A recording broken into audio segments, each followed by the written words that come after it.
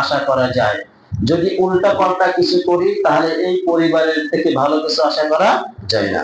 সূরাতুল আরাফ 168 নম্বর আয়াত, আল্লাহ তাআলা বলেন, وَقَطَّعْنَاهُمْ فِي الْأَرْضِ أُمَمًا مِنْهُمُ الصَّالِحُونَ وَمِنْهُمْ دُونَ ذَلِكَ وَبَلَوْنَاهُمْ بِالْحَسَنَاتِ وَالسَّيِّئَاتِ لَعَلَّهُمْ يَرْجِعُونَ। আল্লাহ তাআলা বলেন, আমি তাদেরকে পৃথিবীতে খণ্ড বিখণ্ড করে আমি তাদেরকে সৃষ্টি করেছি। মানুষদেরকে আল্লাহ রাব্বুল আলামিন খণ্ড বিখণ্ড করে সৃষ্টি করেছেন কিসের জন্য? মিনহুমুস সালিহুনা ওয়া মিনহুম দুনা যালিক। আমি মানুষ সৃষ্টি করেছি, এদের ভিতরে অনেক লোক ভালো আছে, আবার অনেক লোক অন্যরকম মানে পাপিষ্ঠ, ঠিক না? ভালো মন্দ মিলাইয়াই সমাজ, ভালো মন্দ মিলাইয়াই সমাজ। وَبَلَوْنَاهُمْ بِالْحَسَنَاتِ وَالسَّيِّئَاتِ لَعَلَّهُمْ يَرْجِعُونَ।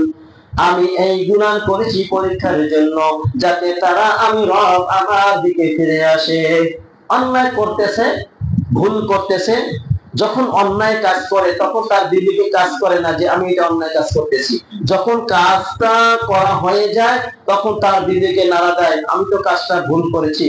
যে এই বিবেক দিয়ে কাজ করে সে ব্যক্তি তওবা করে, সে ব্যক্তি কি করে?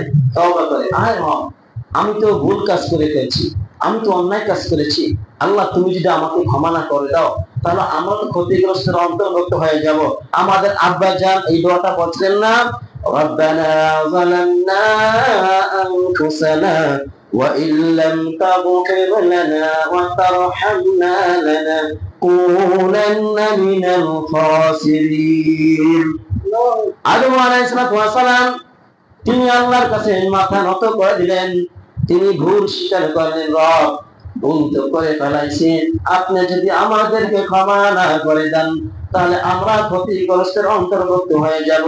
আর মিস্টার ইবলিস ভুল করেছে, ভুল স্বীকার করে নাই, করছে না? এই জন্য আমাদের আব্বা জান যে কাজটা আমাদেরকে শিখিয়ে দিয়ে গেলেন এইটার উপর যদি অটল থাকি তাহলে আমরা কি হব? মুত্তাকিন হতে পারবো, ঠিক না?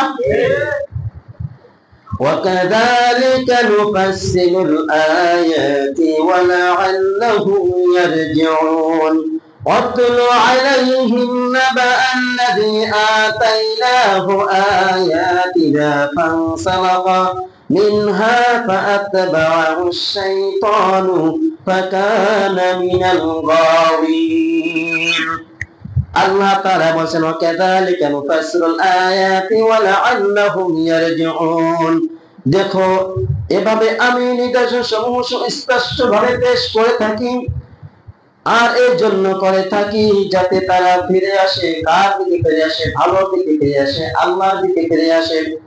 ওয়াতলু আলাইহিম নাবাআল্লাযী আতাইনাহু আয়াতিনা। নবী হে, আর ওই ব্যক্তির কথা আপনি মানুষের কাছে বর্ণনা করুন। কোন ব্যক্তির কাছে? আতাইনাহু আয়াতিনা ফানসালাখা মিনহা। আমি যাকে কোরআনের জ্ঞান দিয়েছিলাম, আমি রব যাকে জ্ঞান দিয়েছিলাম সেই জ্ঞান থেকে তারা ফিরে থাকতো। কিভাবে ফিরে থাকতো? আমি তাদেরকে জ্ঞান দিয়েছি, জ্ঞান কাজে না লাগাইয়া উল্টা পথে চলেছে। ও নবী, আপনি এই সমস্ত লোকদের বর্ণনা মানুষদের কাছে পরিচয় তুলে ধরেন। এখানে কয়েকটা ঘটনা পাওয়া যায় যে কোরআনের জ্ঞান বলতে সবার ভিতরে আছে, আছে না ভাই?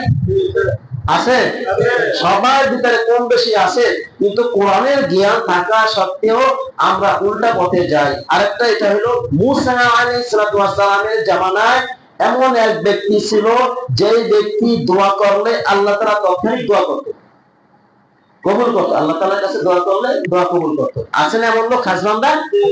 মুসা আলাইহিস সালামের সময় এমন একটা ব্যক্তি ছিল যে দোয়া করতো, আল্লাহ তাআলা তার দোয়া কবুল করতো।